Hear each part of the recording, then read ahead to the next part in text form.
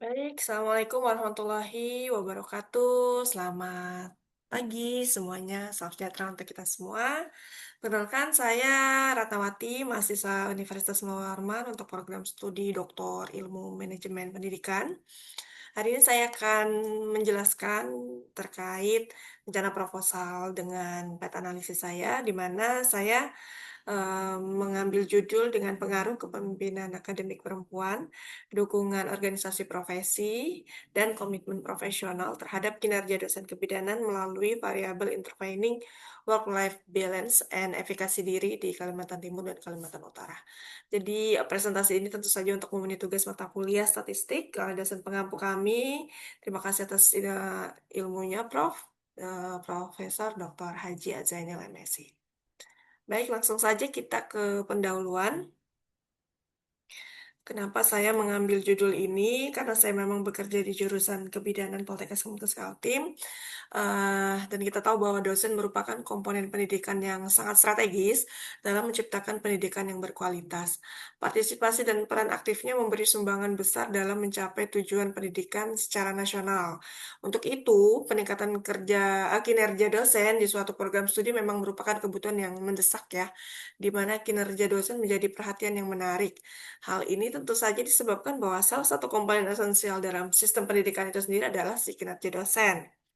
Nah, karena kualitas pengajaran ini dipengaruhi oleh kompetensi dosen, menurut Nelly et al. Di tahun 2024 dan sebelumnya oleh Swarni et al. Di 2020, kompetensi dosen itu akan menjaga kualitas pengajaran dengan melibatkan mahasiswa dalam proses pembelajaran sehingga berimplikasi langsung terhadap hasil luaran yaitu mutu lulusan kami. Nah, perguruan tinggi kebidanan di Kalimantan Timur dan Utara yang memang kalau di institusi kami ada Asosiasi Pendidikan Kebidanan atau AIPKIN Kalimantan Timur dan Utara itu menjadi satu kesatuan untuk saat ini. Kenapa? Karena di kebidanan di Kalimantan Utara itu baru ada satu, sehingga dia masih bergabung di Kalimantan Timur. Jadi kami di sini merasa untuk memiliki tanggung jawab strategis dalam pengembangan SDM kebidanan. Karena SDM kebidanan akan menopang sistem kesehatan secara nasional tentunya. Salah satu faktor keberhasilan pembangunan SDM itu adalah tentu saja kesiapan sumber daya yang profesional, kompeten, dan berdaya saing global. Dalam hal ini tentu saja pendidikan kebidanan berperan penting dalam menyiapkan tenaga kesehatan yang berorientasi pada pelayanan humanis, asuhan berbasis bukti, dan penggunaan teknologi kesehatan.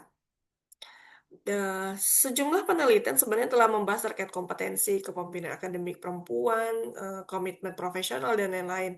Tetapi di beberapa penelitian itu saling tidak terhubung antara variabel tersebut, sehingga saya merasa ini menarik. Saya ingin melihat apakah pengaruh kepemimpinan akademik perempuan, dukungan organisasi profesi, kemudian komitmen profesional ini langsung berhubungan atau mempengaruhi kinerja dosen, atau dengan melalui variabel intervening work-life balance yang sekarang ini lagi sangat booming, ya, kehidupan yang seimbang antara pekerjaan dan kehidupan pribadi, serta keyakinan diri atau efikasi dosen tersebut untuk berkinerja baik di institusi pendidikan, baik di Kalimantan Timur maupun Kalimantan Utara.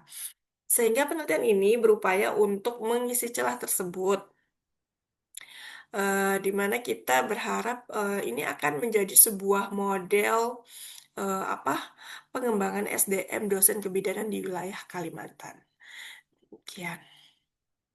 Kemudian kita masuk ke penelitian terdahulu.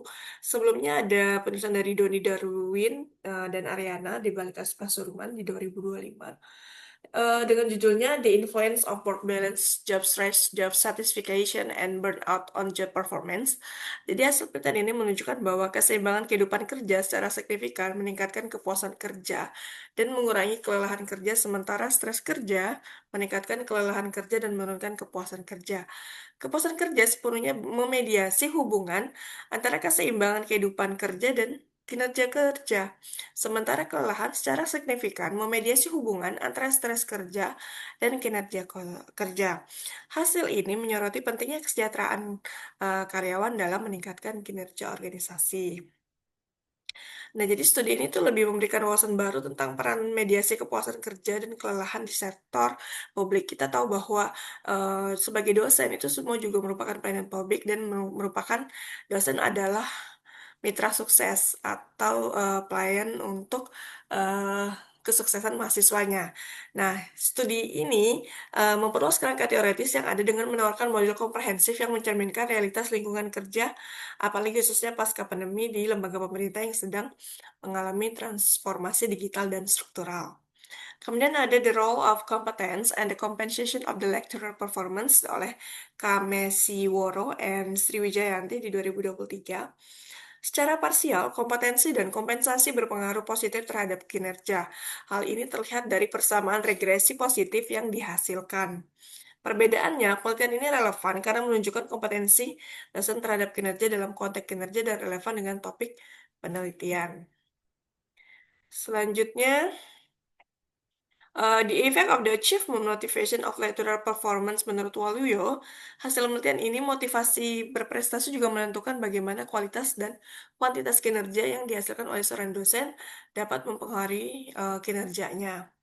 Kemudian relationship between lecturer performance, organizational culture, leadership, and achievement motivation menurut Andra and Yamin di 2017, hasil penelitiannya menunjukkan bahwa budaya organisasi, kepemimpinan, dan motivasi berprestasi terhadap kinerja itu ada, dan implikasi penelitian adalah upaya untuk meningkatkan kinerja dosen melalui peningkatan budaya organisasi, kepemimpinan dan motivasi berprestasi. Namun belum ada yang membahas terkait organisasi profesi. Kalau di kebidanan organisasi profesi adalah Ikatan Bidan Indonesia.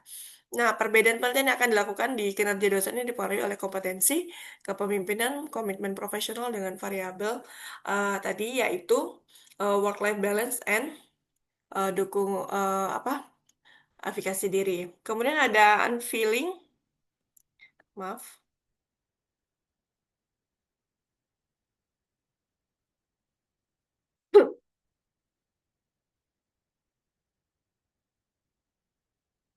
Dan ini ada beberapa jurnal yang lain sih, seperti Impact the Teacher Commitment of the Relationship Between Transformational Leadership and Suitable Teaching Performance.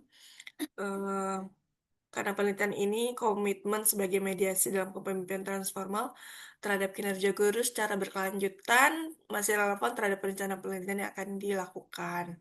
Ya, kemudian ada lecturer performance mediation of commitment. Kompetensi memiliki hubungan positif terhadap komitmen. Temuan penelitian menjelaskan bahwa kinerja dosen juga dipengaruhi secara tidak langsung oleh kompetensi melalui komitmen yang dimiliki. The relationship achievement and job performance and the Chinese face against the conditional process analysis.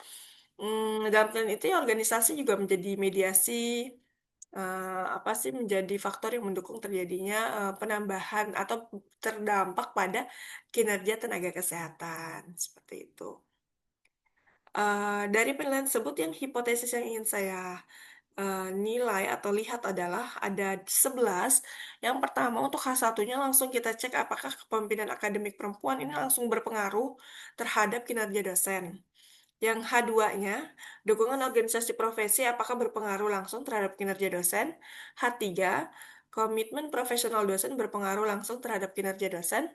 Yang H4, hipotesa 4, work-life balance berpengaruh langsung terhadap kinerja dosen. H5, efikasi diri berpengaruh langsung terhadap kinerja dosen. H6, work-life balance memediasi secara tidak langsung hubungan kepemimpinan akademik perempuan terhadap kinerja dosen.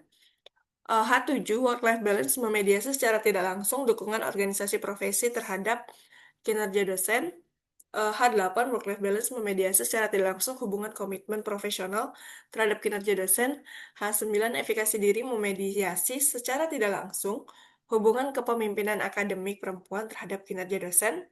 Kemudian H0, work-life balance memediasi secara tidak langsung hubungan dukungan organisasi profesi terhadap kinerja. Dan yang terakhir, apakah efikasi diri ini memediasi secara tidak langsung hubungan work-life balance terhadap kinerja dosen. Ya, untuk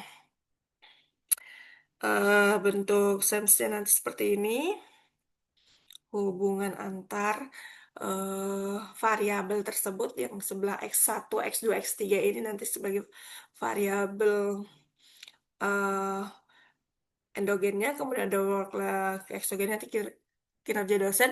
Untuk interveningnya kita ada dua, yaitu work-life balance and efikasi diri atau keyakinan diri dari si dosen tersebut.